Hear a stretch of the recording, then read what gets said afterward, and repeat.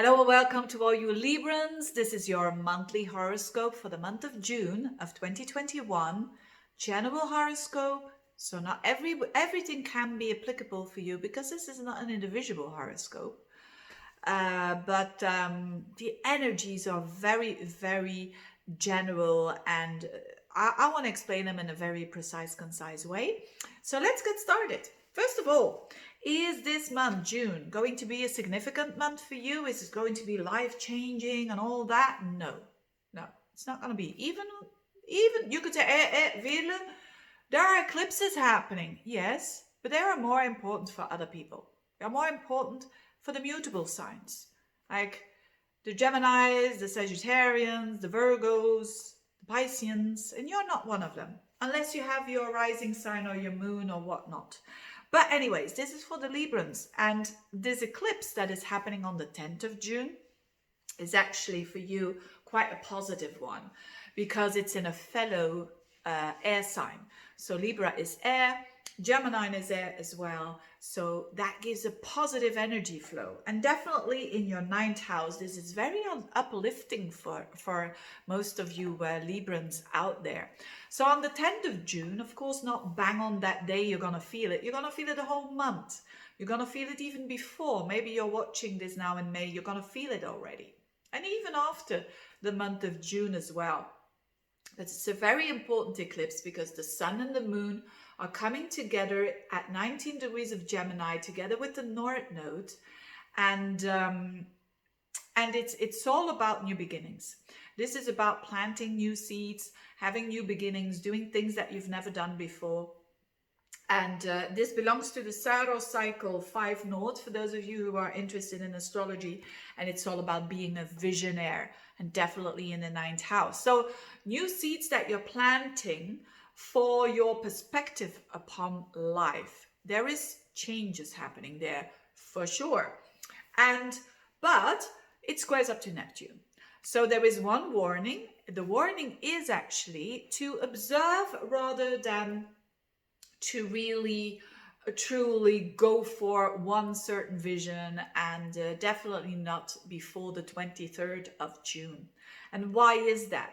Not only because this Neptunian influence here, but also because Mercury is still retrograde, still going backwards, also in that 9th house of your vision. So I'll give you a very simple example. Let's say the 9th house is the house of your perspective, right? That you're saying, I'm having a perspective that when you work hard, you're getting somewhere. And if you don't work hard, you won't get anything in life. Can be your perspective. Now, with all that newness there, that energy, and squaring up to Neptune, Neptune could show you like, oh yeah, but maybe being a bit more in the energy of, I don't have to work very hard to get what I want. I'm worth it. When I'm just allowing it, being a bit more on the receiving energy, I'm going to get it. That could be a new perspective for you. But this is a warning of, let those new perspectives just test themselves. Test it out if it's good for you or not. And ultimately, if it's the right perspective, it's going to show itself around when Mercury goes direct again, around the end of the month, on the 23rd, 24th, or even better, or after the 8th of July, because then Mercury is out of its shadow. So if you have some new ideas, new perspectives, how you view the world, great, fantastic. But keep a bit of the, stay cool, have the feet on the ground and test it, in those little ways. And before you truly trust it 100%. Okay, so because Neptune is about many parallel universes. It's about giving you a perspective A, B, C, D. So what happens when you're having all those perspectives is like, oh, I have no clarity. So it can be very normal for you that there is unclarity around your perspective. If that is happening for you, fine. It shows that you're working on your perspective. And the clarity will come always after a time of confusion. There comes clarity, but you can't you have to go through that process of unclarity first, and before you get it. And it can also mean on a different level, because the ninth house is also traveling. So there could be some, of course, nowadays it is a bit weird, right? What is happening all around us. But there could be some things that are a bit unclear when it comes to your work and travel, because this Neptune is in your sixth house of your day-to-day routines. For a lot of people, that's work. So there could be some unclarities there. Again, if you can't avoid it, you have to do it anyways. Just don't resist that energy. It's better to accept it than, okay, things might go a bit like this rather than like this. But sometimes you have to do something, right? You have to do the journey, or you have to do the travel, or you don't always have a choice of, oh, Mercury's retrograde, I'm not going to do it. I mean, that's not, and that's supposed to be like that, that we're not gods. I mean, it's not up to us to just all work it out. But just to be smart with it.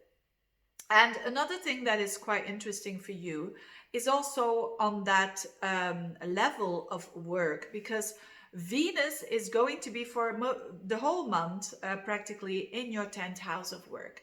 And Venus is you, it's your ruler. So although you might have those, with the eclipses and so on, those new ideas, those new perspectives, but they're getting you a little bit confused there.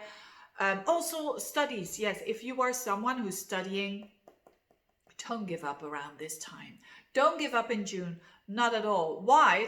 Keep on going, even whilst you're insecure, even whilst you're saying, what the hell am I doing? Keep on going, because this Neptune can distract you from your studies, right? So for those of you who are studying, who are having exams, I don't know how it is in other parts of the world, but here in Belgium, June is really a time of doing exams and whatnot, and all those tests. Just keep on doing. You're going to feel very insecure about it, but use that insecurity to be better, to look at different things, and don't just distract yourself with false perspectives that, oh yes, it's better off that I'm not doing it anymore. Okay, so for those of you who are students out there. Now, so that Venus in the 10th house is really lovely energy, because that is you being up there in the highest part of your horoscope. Even when you don't work, it's a bit like the 10th house is a bit like a second ascendant. It's a Venusian energy that you're having there. So that people are going to like you more, because you exude more these Venusian energy. This energy of, like, I'm just fair here, fair play. And that kind of thing. If you're looking for a new job, this is great energy for interviews and so on, because you use that charm. I mean, Librans do have it already, but having Venus in the 10th house is extra. So use that.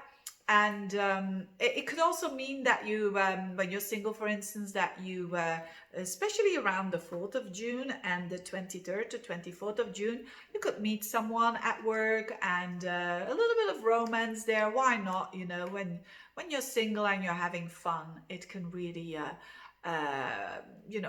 it can really give you that feeling of, there's more in life than just work. And so on a love level, it's really great to have that Venus there in the 10th house. And Mars is shifting towards your 11th house. That's from the 12th and onwards. So, and Mars is in Leo, so that sextiles your energy. That's very good energy for you. You could be a bit more active with friends, or a bit more active in groups of people, or a bit more active around when you have a business of your own. This is good energy for networking, for sales, for hustle for the money. It's a money house, the 11th house. When you have your own business, it's a money house. It's the second house from the 10th.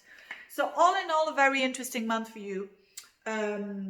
Enjoy it. I would say enjoy it. Thank you so much for watching this little video, and see you next month. Bye bye.